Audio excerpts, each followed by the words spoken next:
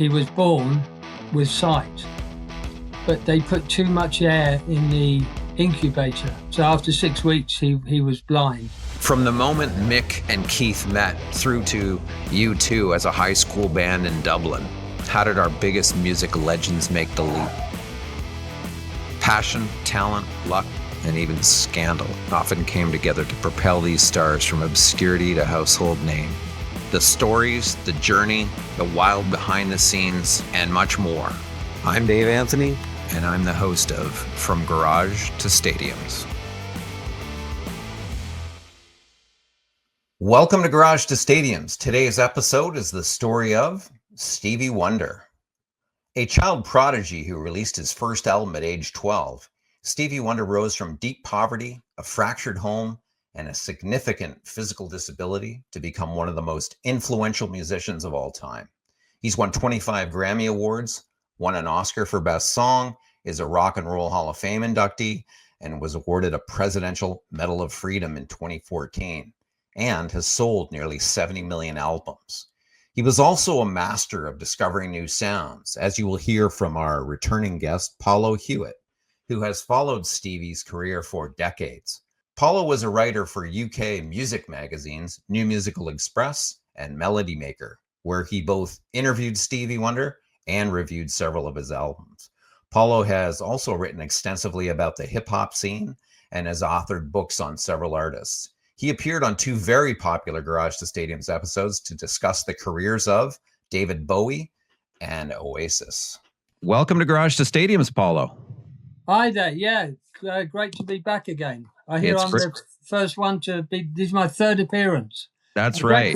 A record. We're calling you Hat Trick Hewitt. There you go. Paolo, tell me what's up. I know you've recently launched a podcast of your own. Tell us a little bit about it. Yeah. It's called But We All Shine On. So the podcast is about people who were similarly brought up in what we call care here, or in a children's home, and it's about how it's about people who've done well in life. So we did a guy called Mark Riddell who grew up with a really terrible mother and father, and is now an MBE and advises the government on issues to do with children's home. We did Pauline Black. Do you know the band The Selector? Okay. We did Pauline. She was fostered. She was the black girl in a white family in a very racist area, and obviously she's in a very successful band. So these are stories of people who have risen above the troubled beginnings. You know, the thing is, it's about the human spirit.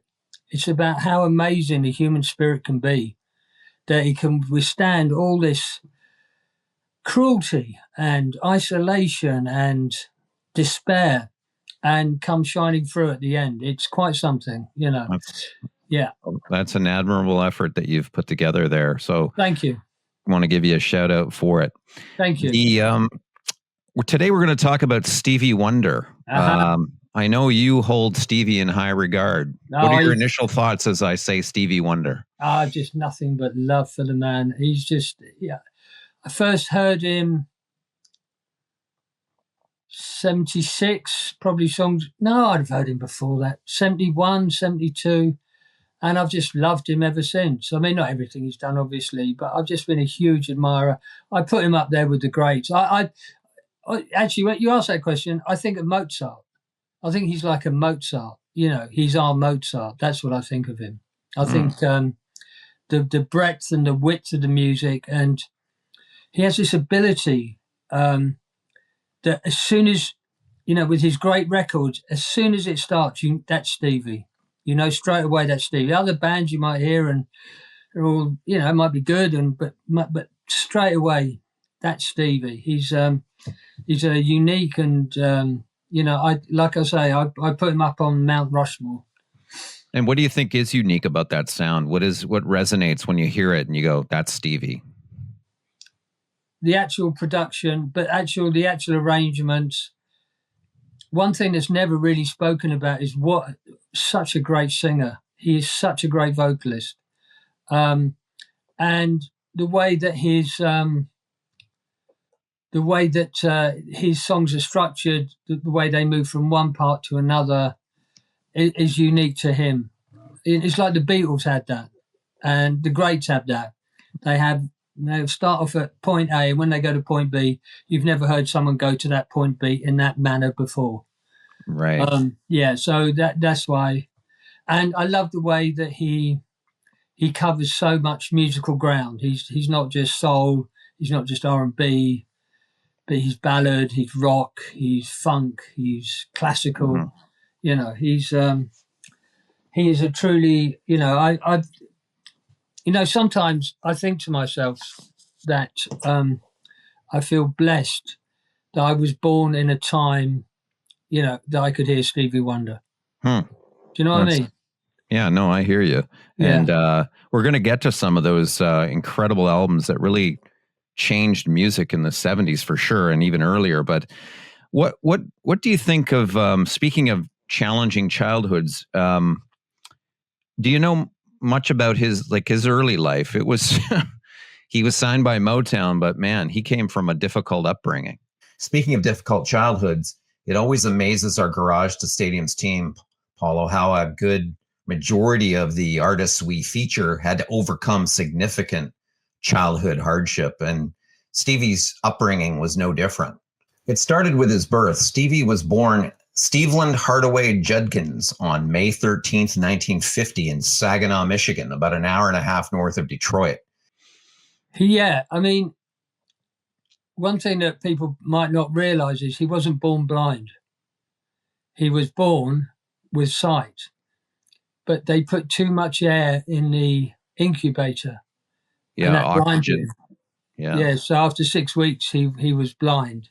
Yes, it's a condition called retinopathy of prematurity, which can lead to permanent blindness in some premature babies. It is associated with the use of oxygen in incubators, whereby the oxygen can apparently trigger abnormal blood vessel growth or cause existing vessels to grow incorrectly.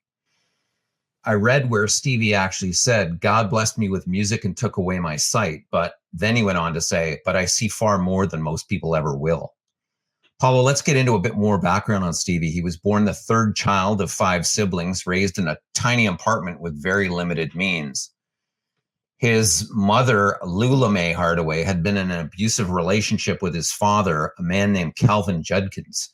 According to biography of Stevie's mother, Lula, called Blind Faith, Calvin was a drinker and a prolific womanizer who appeared at various times, but disappeared for longer periods of time. In that biography, Lula incredibly tells of Stevie's father, Calvin, forcing her into prostitution to help pay household bills. After separating from Calvin, Lula moved Stevie and his siblings to Detroit in 1954, when Stevie was 4 years old, living in the Brewster Douglas housing projects, one of the city's most impoverished areas. He came from a very working class area of Detroit, which he talks about a lot in I Wish, you know, sneaking out the back door, hang out with those hoodlum friends of mine. He had a loving mother. The father seems to have been absent, but the mother has been very dominant with him. Lula continued to struggle to make ends meet. Stevie would bang on pots and pans because they couldn't afford toys. But little Stevie seemed to gravitate to sounds and taught himself to play harmonica, piano, and drums by the age of 8, largely by ear because of his blindness. Next, we will hear how an entrepreneurial record company started by another man in Detroit helped change the future of Stevie Wonder.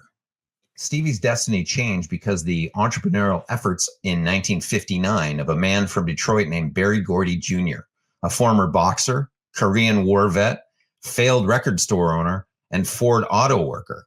While working at Ford, he hung out at a nightclub and started dabbling in music by writing songs for soon-to-be famous Detroit singer Jackie Wilson and a young, then unknown group called Smokey Robinson and the Miracles, even co-writing various songs for them like Shop Around.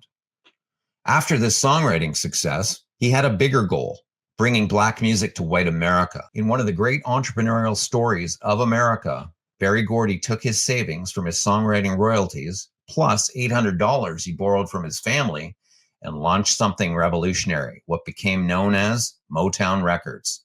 That meant breaking through a segregated radio system of the 1950s and early 60s. Berry wanted to demonstrate that Black performers were talented, entertaining, and sophisticated. He wanted his acts trained in choreography, dress, and even manners, hiring etiquette expert Maxine Powell to polish his stars. Motown soon became famous to future legends, Diana Ross and the Supremes, Marvin Gaye, the Temptations, and eventually a little boy who would become known as Stevie Wonder. Here's how the connection to Stevie Wonder was made.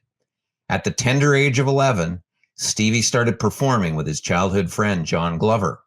Stevie and John started as a street corner duo, Stevie on vocals, bongos, and harmonica, with John on guitar and harmonies.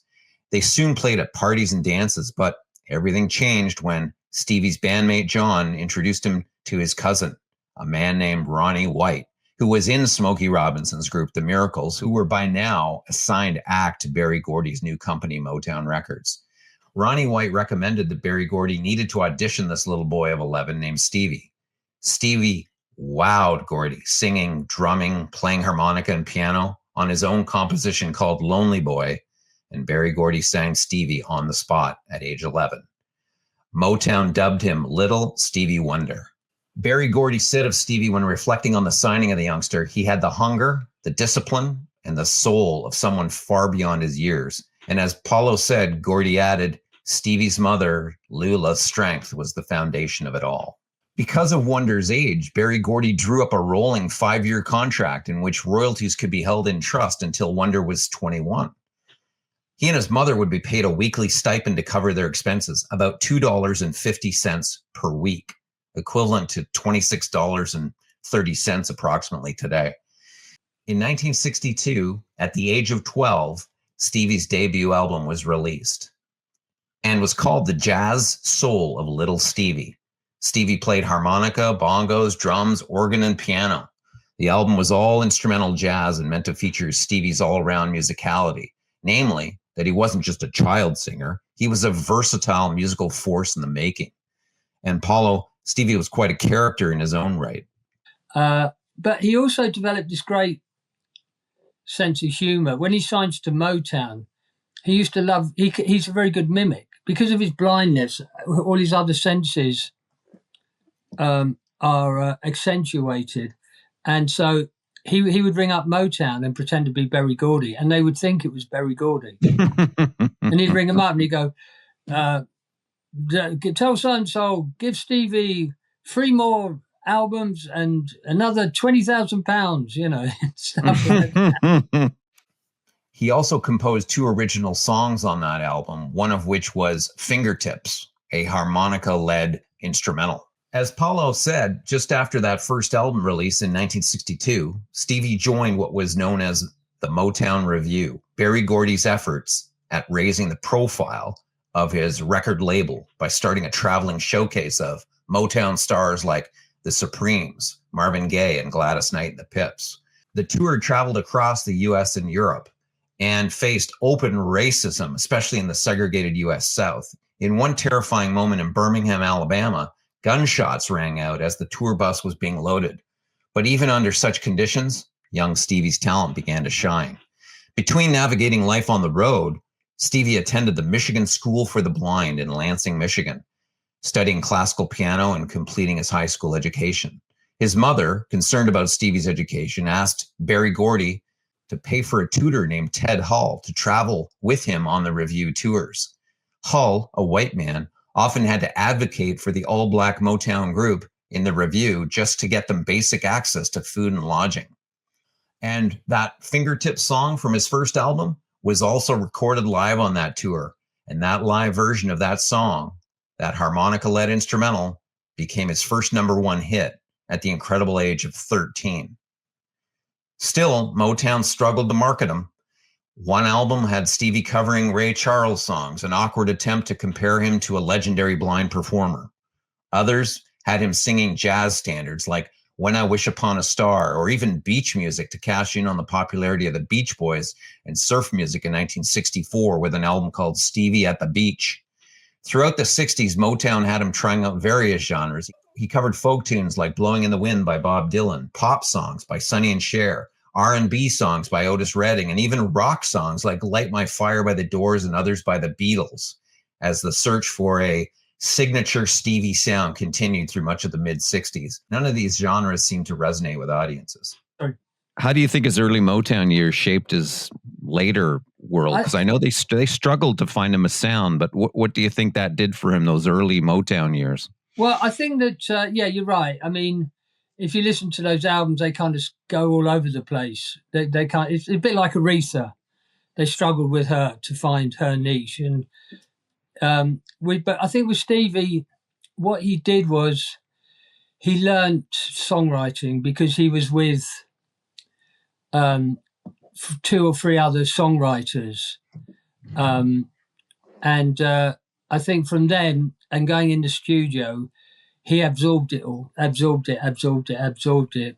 Yeah, and he was like the gym rats, we called him, the guy who just wants to hang around the gym. He just wanted to hang out in that studio. Absolutely, because music must have been. I mean, music as a force is something that is a healing presence, or is something which, once you enter the world of music, and I had this as a kid growing up, you everything else around you disappears. All the problems you've got or anything, it just disappears if you're immersed in music, as he was. And he had an early hit with God, I've just forgotten his name, Uptight, and